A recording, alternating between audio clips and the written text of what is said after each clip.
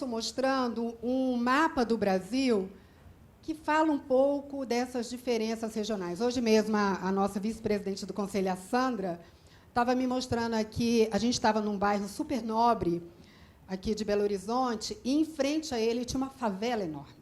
Eu não conhecia o nome da favela, você falou? Barragem Santa Lúcia. Vocês tiveram a oportunidade de conhecer? É impressionante, né? O contraste social é impressionante. E, assim, não é a única cidade que tem esse contraste. A gente, todo dia, nas nossas cidades, todos temos essas experiências. A gente tem gente aqui do Brasil inteiro que vive essa experiência. Então, essa autonomia que os entes subnacionais, os municípios, ganharam com a Constituição Federal, ela também trouxe junto essa necessidade desse olhar mais cuidadoso para esses diferentes Brasis. Então, a gente faz, como eu falei, é muito comum, eu sou de Brasília, nasci em Brasília, trabalhei no governo federal boa parte da minha vida profissional, e lá em Brasília a gente faz as leis no Brasil como se Brasília fosse o benchmark, e, na verdade, não é. Então, quando a gente centraliza no regulador central boa parte das decisões que afetam a vida dos cidadãos, a vida dos gestores locais, a gente tem esses reflexos que vão repercutir ali na sociedade, no desenvolvimento da sociedade. Então, a gente vê isso todo dia, né? Principalmente em momentos de crise, como o que a gente está vivendo. Então, eu gostaria de deixar aí que essa descentralização do poder, quando ela aconteceu, ela foi importante, porque ela deu identidade para esses entes federados, que muitas vezes ficavam à margem até do olhar da sociedade, do olhar dos governos, das políticas públicas. Só que, reconhecidamente, boa parte desses entes não estavam preparados para tanta responsabilidade, né? Não tinha pessoal preparado, não tinha uma estrutura preparada e ganhou, às vezes, poder mais do que conseguiria administrar. Mas é essa a realidade. A gente tem 5.568 municípios. Eu sou uma municipalista, não acho que a gente tem muitos municípios. Eu acho que a gente tem problemas de gestão e a gente estabelece estruturas. A Constituição Federal determina que esses entes sublocais, aliás, esses entes locais, esses municípios, têm que ter uma estrutura mínima, tem que ter uma Câmara de Vereadores, tem que ter secretaria. Às vezes, eu tenho um município de 2.000 habitantes que gasta muito dinheiro em manter essa estrutura. Então, isso precisa ser revisto, isso precisa ser discutido na academia, precisa ser discutido na Câmara de Vereadores, que, claro, que é parte interessada, mas com esse olhar mais de controle social. Será que precisamos de uma estrutura tão burocratizada assim, que consome tantos recursos assim? Talvez não, né? Bom, então, essa descentralização de poder, a gente coloca até em negrito aí, não reconheceu previamente essas desigualdades. E é natural que a gente tenha de lidar com essas dificuldades, porque nós não estávamos preparados, talvez não estivéssemos, nem todos. Claro que tem boa parte dos entes federados que têm uma estrutura adequada, conseguem gerir. Mas, principalmente os de pequeno porte, têm muita dificuldade. Então, aí o que a gente colocou... Eu coloquei algumas citações na parte de governança, principalmente, que é um projeto hoje capitaneado pelos tribunais de contas, pelo Tribunal de Contas da União, que está acabando repercutindo nos outros tribunais. Então, o projeto de governança ele entrou no radar dos tribunais. E esses tribunais estão fazendo seus regimentos ou estabelecendo regras locais para que os entes locais, os municípios, também tenham as suas regras de governança estabelecidas. Então, como a gente não tem essa estrutura administrativa adequada ou preparada para uma gestão com tantas regras impostas, top-down, será que a gente tem instrumentos de governança que vão ser suficientes para promover esse equilíbrio, ou promover o ajuste das contas? A gente hoje gravou um programa na TV do Conselho de Contabilidade, Conselho de Contabilidade de Minas Gerais. Agora tem um programa no canal BH News, olha só. Então, que a gente está levantando essas discussões, né? O que realmente deve ser levado em conta, né? Então, já fica a propaganda aí, né, Sandrinha? Então, além da escassez das fontes de financiamento, essa demanda local cada vez mais crescente por recursos públicos, nós temos a incapacidade dessa gestão administrativa local em lidar com mecanismos eficientes de controle, né? Seja controle social ou seja controle mesmo administrativo, que a gente aprende na faculdade, com, mecanismo de controle interno, controle externo. Lidar com os auditores ainda é um trauma para a maioria dos gestores, porque eles não estão preparados, não têm uma estrutura preparada para implantar esses controles ou não sabem simplesmente como implantar, né? Pode passar. Pode passar mais uma. Então, o que está acontecendo? A gente começou a ver uma propagação de manuais na internet. Isso eu coloquei no Google Imagens, veio alguns, né? Mas eu já tive a oportunidade de assistir na última marcha dos prefeitos em Brasília uma palestra do ministro Nardes, em que ele faz essa propagação aí da governança. Então, o TCU está investindo em manuais, os 10 passos para boa governança pública, né? Tem o referencial básico de governança. Eu vi aqui que em Minas Gerais o governo colocou governança eletrônica em Minas Gerais. Eu vi lá em Santa Catarina governança em gestão da saúde. Então, governança virou o tema da vez, tanto para os pesquisadores, tanto para quem está atuando localmente. Então, assim como custos foi muito propagado e, no começo, todo mundo achou que ia acontecer muito rápido, alguns investiram muito nisso, a gente agora está vivendo a onda da governança, né? E é uma onda que necessariamente não precisa interromper, aliás, ela não tem de interromper a anterior, né? Para eu conseguir fazer governança, a gente vai ver que o sistema de custos é imprescindível, né? Pode passar.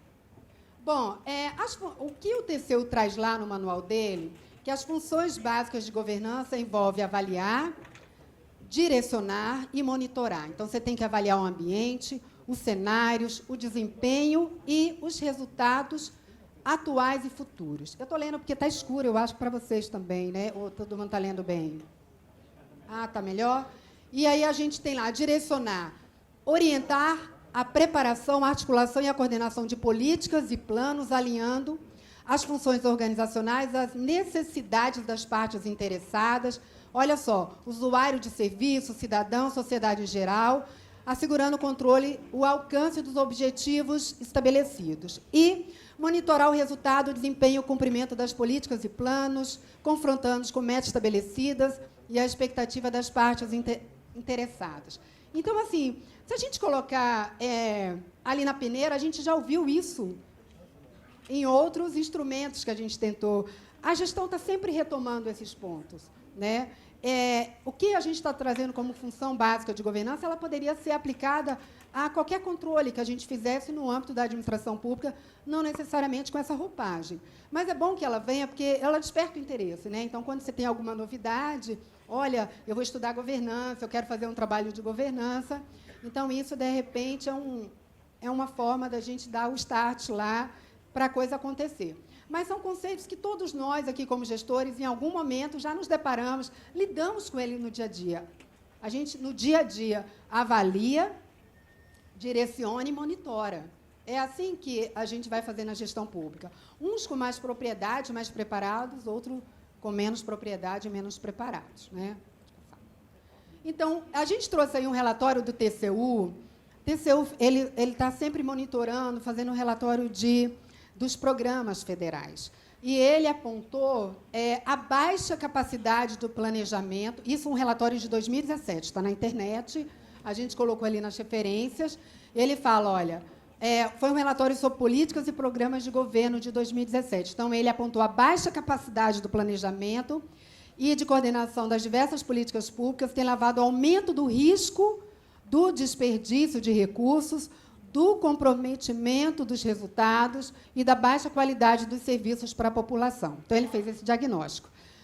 O tribunal alerta que as impropriedades na governança orçamentária em todo o Brasil comprometem a alocação efetiva e eficiente do gasto público, aponta também para a ineficiência dos mecanismos de monitoramento e avaliação governamental e de gestão de riscos. Isso dificulta o acompanhamento e a aferição dos resultados e impedem o alcance dos objetivos desejados. Então, assim, para a gente isso intuitivamente, todo mundo sabe disso. Todo mundo sabe que tem problemas, que às vezes não depende dele, mas depende. Eu não tenho, às vezes, eu tenho uma pessoa fazendo todo o serviço, eu não observo nem a segregação de funções. Isso é muito comum, principalmente nos municípios de pequeno porte, né? Eu tenho o que a gente chama de equipe, né? O contador é o controlador, ele é o tesoureiro, ele, às vezes, faz até a licitação, ele faz, né? Então, ele faz o levantamento do que comprar, ele prepara o certame, ele escolhe fornecedor, ele paga, ele recebe, ele controla. É muita responsabilidade. E a gente não vê, no curto prazo, essa estrutura mudando. Então, como é que eu vou estabelecer o controle eu mesmo fazendo? Então, eu sou o contador, eu não tenho como dizer, olha, esse processo licitatório não atendeu, né, os ditames que eu deveria atender, porque fui eu mesmo quem fiz. Né? Nossa, como é que eu não observei isso? Né? Eu não vou fazer um autorrelato da minha ingerência ou da minha incapacidade de fazer a coisa bem feita. Né? Então, a gente vai levando, isso tem que ser considerado. A gente tem uma realidade e que está posta. E como a gente vai trabalhar em cima dessa realidade e melhorar esse gasto, essa qualidade do gasto. Né? Então, ao aderir a um programa... Eu peguei um exemplo de governança na execução de programas federais. Então, eles levantaram, particularmente, que você tem que levantar os riscos. Né? Eu tenho muitas prefeituras, você pode passar o próximo slide, que elas acabam fazendo um programa, ela adere a um programa de governo, porque o prefeito, os vereadores vê aquilo importante ali para os cidadãos daquele município. Olha, a gente vai construir uma escola. Que prefeito não quer uma nova escola em seu município? Vou construir uma creche. Todo mundo vai inaugurar a creche. Né? Então, até lançam a pedra fundamental antes mesmo de assinarem o contrato. E, às vezes, ela vai ficar ali o resto da vida como pedra fundamental, ela nunca vai sair do lugar. Né? Porque ou ele começa a executar esse projeto, ele adere a esse programa, e, no meio do caminho, ele não atende determinados requisitos e acabam tendo as transferências suspensas, ele não consegue concluir aquela obra, né? E aí ele acaba depois tendo, ou o governo, por algum motivo, além de não observar o cronograma físico-financeiro, ele até consegue concluir a obra, mas depois ele não tem dinheiro para contratar o médico, para contratar o professor para colocar ali naquela obra. Então, ele não avalia toda a repercussão que aquele programa social vai ter dentro daquela prefeitura, porque o ciclo político ali é o que interessa. Então, ele tem uma visão de curto prazo, uma visão de 4 anos. Normalmente, lá no 2º ano de mandato, é que ele consegue começar a construir a escola, e terminou o mandato dele, a escola não ficou pronta, ou ficou pronta, e ele não tem como contratar um profissional. A gente já viu isso, a gente vê isso todo dia no jornal. Então, o TCU ele só fala, olha, isso está acontecendo o tempo todo. O que está faltando? Então, o Vitor falou hoje de manhã, lá no programa de TV, que falta um pouco mais da participação das pessoas, do controle social. Mas falta também, às vezes, preparo desse gestor, ou falta um monitoramento mais constante dos órgãos de fiscalização. Eu tenho muita gente faltando com muita coisa. Então, é uma junção de faltas, né? De falta de atuação. Às vezes, nós próprios, servidores municipais, estaduais, federais, ficamos ali na nossa área de atuação, mesmo sabendo o que está acontecendo. Né? Olha, eu estou aqui preocupado em empenhar, liquidar e pagar. Isso é um problema da outra área. E aí a gente vai carregando esses problemas e isso vai afetando o dia a dia das contas públicas. Pode passar. Bom, esse modelo analítico, essa apresentação vai ficar disponível para vocês. Eu peguei esse modelo analítico é sobre como você associar os resultados de uma política à capacidade municipal. Então, ele fala, olha, para você fazer um programa de governo, você tem que fazer algumas perguntas. E, dependendo da resposta, você declina. Olha, eu não vou entrar nesse programa. Porque no médio ou longo prazo, até no curto prazo, o que podia ser uma coisa boa, eu olhando um pouco mais adiante, isso vai ser um grande problema para minhas contas. Né? E aí ele fala, olha, se você não conseguir responder essas perguntas e chegar nesses produtos esperados, é porque você não tem que fazer o programa. E eu não vejo o gestor local fazendo essas perguntas. Ele vai fazendo os programas. Então, a primeira oportunidade que ele tem de aderir, ele adere. Né? Aí eu pergunto, como é que eu vou tentar fazer essas perguntas ou buscar as respostas se eu não tenho um sistema de informação de custos? Então, eu não consigo. eu não tenho uma base mínima de informação que me dê elementos para chegar no meu prefeito, no meu secretário e falar, olha, prefeito e secretário, é inviável. Nós não temos condições de bancar essa política nem no curto prazo. Ela vai ser mais problemas, vai trazer mais problemas do que soluções. Um outro exemplo, pode passar, eu falo de controle nas aquisições. Então, assim, tem vários trabalhos acadêmicos que mostram esses fluxos. Olha, a governança para você alcançar, atingir a meta, você tem que passar por algumas etapas. E aí, de novo, vem a pergunta, como é que eu consigo responder ou conseguir ver os efeitos se eu não tenho um sistema de informação que me dê objetivamente elementos de decisão?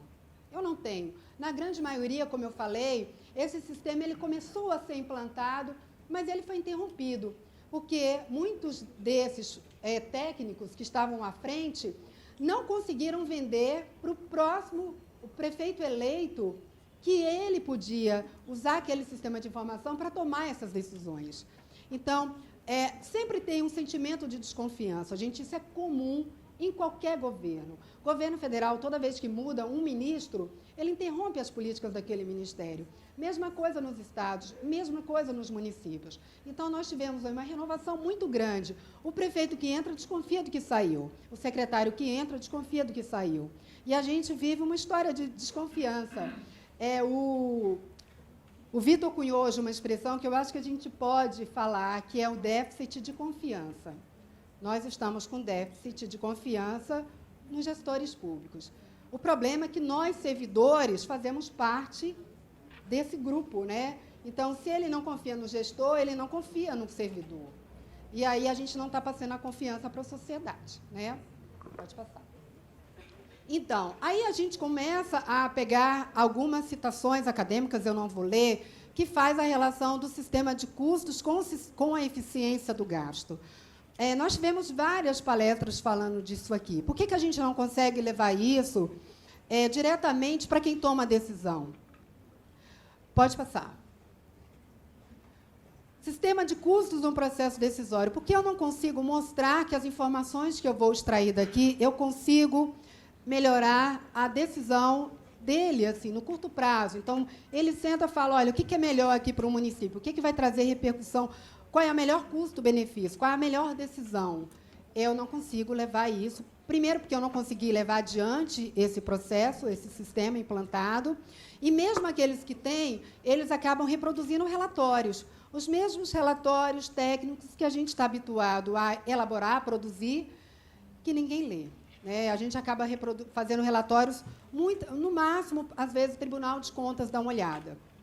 E a gente não consegue alcançar quem toma a decisão. Pode passar. E o SIC como instrumento de controle. Então, vamos lá, eficiência, decisão e controle. Então, quando a gente vê... por isso que era importante que a gente trouxesse um case de sucesso, para a gente mostrar, olha, tem gente fazendo, já tem resultado sendo produzido. O problema é que a gente tem mais casos de insucesso do que sucesso. Pode passar. Então, eu queria deixar, primeiro, esse recado, que nós ainda, como eu sou membro da Associação Brasileira de Contadores Públicos, nós ainda nos importamos. Então, é por isso que a gente briga tanto, é por isso que a gente discute tanto, é por isso que a gente quer um Conselho de Gestão Fiscal, é por isso que a gente quer uma legislação mais clara, porque a gente ainda se importa. Porque no dia que a gente lavar a mão, se a coisa não está boa, ela vai ficar pior. Então, a gente vê muitos problemas acontecendo porque está todo mundo lavando a mão. Então, eu acho que, se vocês estão aqui, muitos vieram de vários lugares do Brasil, é porque vocês se importam. Que bom. Então, não há como implantar mecanismo eficiente de governança se eu não tiver um sistema de informação por trás. E, certamente, o sistema de informação de custos é fundamental. E eu falei muito, eu sei, mas eu sei que só falta o prêmio, então vou segurar todo mundo para o prêmio. Então, tem hora, tem tempo, né? E as mudanças promovidas, primeiro, a gente tem que ter muito claro isso. As mudanças que a gente está promovendo aqui vão melhorar a qualidade da informação ou a gente só está preocupado de cumprir uma agenda? O que eu tenho visto, viajando no Brasil inteiro, que a gente ainda está mais preocupado em cumprir uma agenda. E, às vezes, a gente para no meio do caminho. Quando perguntam para a gente o que você está fazendo, porque eu tenho que cumprir uma agenda. Enquanto a gente estiver com esse pensamento, a gente não vai chegar a lugar nenhum. Mais uma. Eu gosto muito dessa figura aí. Isso é um navio afundando, né, ou virado, né? Então, quando você não sabe para onde vai, não tem vento favorável. Você está perdido.